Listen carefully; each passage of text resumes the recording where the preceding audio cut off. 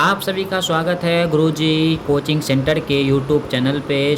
आज हम क्लास 12 का तीसरा चैप्टर संपूर्ण क्रांति को के ऑब्जेक्टिव को डिस्कस करेंगे। तो बिना समय की बर्बादी किए स्टार्ट करते हैं। तो हमारा पहला प्रश्न है, जयप्रकाश नारायण की रचना का नाम क्या है?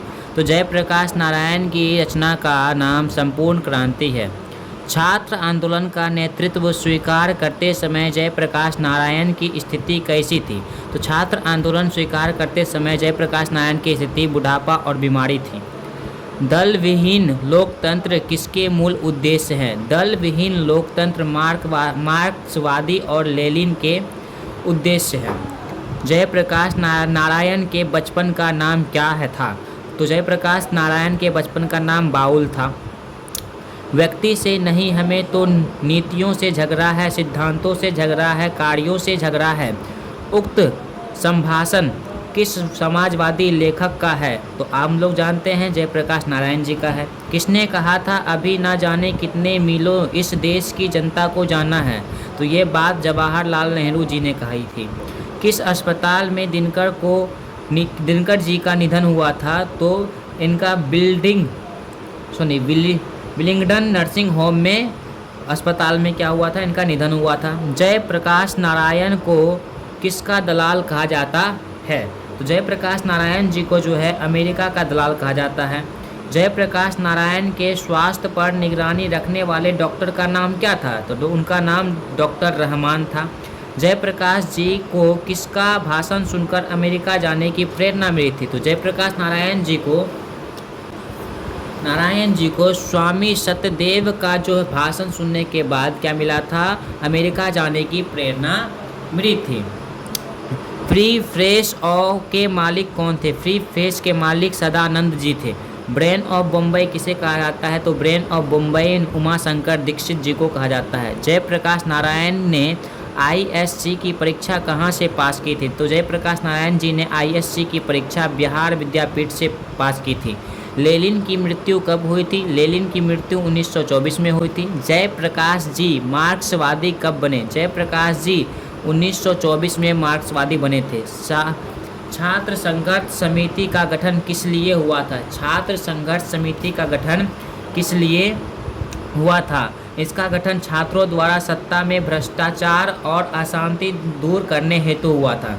1974 में बिहार प्रदेश के मुख्यमंत्री कौन थे? 1974 के समय यानी कि संपूर्ण क्रांति के समय वहाँ बिहार के मुख्यमंत्री अब्दुल गफूर जी थे।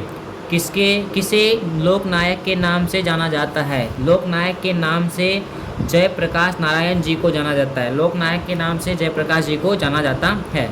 जयप्रकाश नारायण का जन्म कब हुआ था? जयप्रकाश नारायण जी का जन्म 11 अक्टूबर 1902 ईस्वी में हुआ था।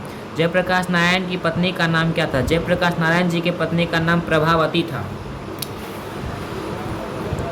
अगला क्वेश्चन हमारा है, रिकंस्ट्रक्शन ऑफ इंडियन पॉलिटी किसकी रचना है? तो reconstruction of Indian polity Jayaprakash Narayan ji की रचना है। प्रजा सोशलिस्ट पार्टी का गठन कब हुआ था? तो प्रजा सोशलिस्ट पार्टी का गठन 1952 में हुआ था। जयप्रकाश नारायण को भारत रत्न की उपाधि कब मिली थी? तो जयप्रकाश नारायण जी को भारत रत्न की उपाधि 1998 में मिली थी। जयप्रकाश नारायण को भारत की जनता किस नाम से जानती है? तो जयप्रकाश नारायण जी को भारत की जनता लोकनायक के नाम से जानती है।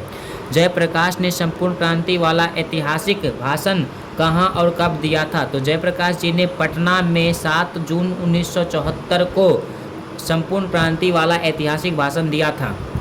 जयप्रकाश नारायण ने किस साल छात्र आंदोलन का नेतृत्व किया था? तो 1974 में छात्र आंदोलन का नेतृत्व किया था। जयप्रकाश नारायण के पिताजी का नाम क्या था? जयप्रकाश नारायण जी के पिताजी का नाम हर्षु दयाल था। संपूर्ण क्रांति क्या है? संपूर्ण क्रांति एक भाषण है। संपूर्ण क्रांति किसकी रचना है? संपूर्ण क्रांति जयप्रकाश नारायण जी की रचना है। संपूर्ण क्रांति पाठ में दिया गया भाषण किसका है? जयप्रकाश नारायण जी का। जयप्रकाश नारायण का जन्म कहाँ हुआ था? जयप्रकाश नारायण जी का जन्म सिताब दियारा में हुआ था। हमारा अगला क्वेश्चन है, 1974 में छात्र आंदोलन का नेतृत्व किसने किया था? 1974 में छात्र आंदोलन का नेतृत्व जयप्रकाश नारायण जी ने किया था। संपूर्ण क्रांति की शुरुआत कब हुई थी? संपूर्ण क्रांति की शुरुआत 1974 में हुई थी। जयप्रकाश नारायण को समाज सेवा के लिए किस पुरस्कार से सम्मानित किया गया था? तो मैगसेसे सम्मान से पुरस्कार किया गया था। जयप्रकाश नारायण मद्रास में अपने किस मित्र के साथ जुड़े थे? ईश्वर अय्यर के साथ रुके हैं, जुड़े गलती से हो गया। जयप्रकाश नारायण के अनुसार देश का भविष्य किसके हाथों में है? जयप्रकाश नारायण के अनुसार देश का भविष्य नई पीढ़ी के हाथ में है। दिनकर जी को किसके घर पर दिल का दौरा आया था? रामनाथ गोयनका जी के घर पे जो है दिनकर जी को दिल का दौरा आया था। संपूर्ण क्रांति नारा किसने दिया था? संपूर्ण क्रांति जो नारा है जयप्रकाश नारायण जी ने दिया था। जयप्रकाश नारायण ने बिहार विद्यापीठ में कौन सी परीक्षा दी थी? ISC की परीक्षा उन्होंने दी थी। पुलिस के बड़े उच्चाधिकारी किसके मुख से सुना था? जयप्रकाश नारायण नहीं होते तो बिहार जल जाता। तो दीक्षित जी थे जिनके मुंह से इन्होंने ये बात सुनी थी। जयप्रकाश नारायण किस मित्रता को ठोस मानते हैं? जयप्रकाश नारायण अंडरग्राउंड मित्रता को, जमाने की मित्रता को ठोस मानते हैं। जयप्रकाश नारायण किसको भाई कहते थे? जयप्रकाश नारायण जवाहरलाल नेहरू जी को भाई कहते थे। अपना देश पिछड़ा हुआ है, बावजूद इसके कि हमने लोकतंत्र की स्थापना की है। कथन किस पाठ से संबंधित है? संपूर्ण क्रांति से।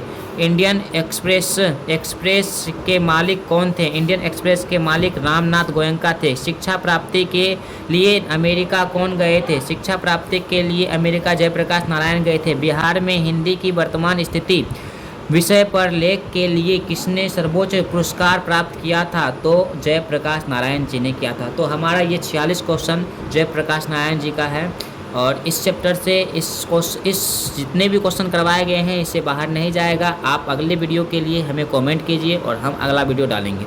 धन्यवाद। आप लोग चैनल को लाइक कीजिए, कमेंट कीजिए, सब्सक्राइब कीजिए। धन्यवाद।